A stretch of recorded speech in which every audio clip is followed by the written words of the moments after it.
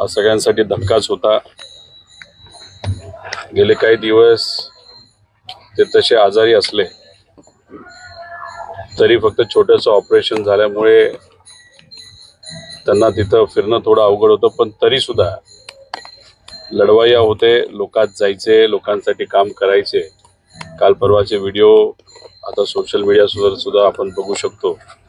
आणि अचानक पद्धतीने जे आम्हाला कळालेलं हृदयविकाराच्या झटक्यामुळे ते आपल्यात राहिले नाहीत।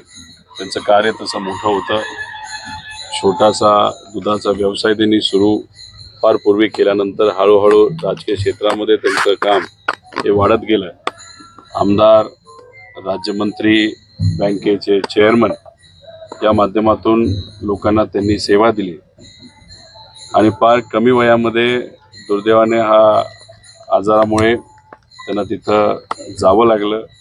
त्यांच्या परिवारावर दुःखाचा खूप मोठा डोंगर हा कोसळलेला आहे। पवार परिवार हा या परिवाराबरोबर आहे। राष्ट्रवादी शरदचंद्र पवार हा जो एक राजकीय परिवार आहे, त्याचे जे सर्व पदाधिकारी कार्यकर्ते आहेत हे सुद्धा या परिवाराबरोबर भक्कमपणे आहेत। या दुःखाच्या टाइम मधून या परिवाराला निघण्यासाठी ईश्वर शक्ती देवो अशी आम्ही प्रार्थना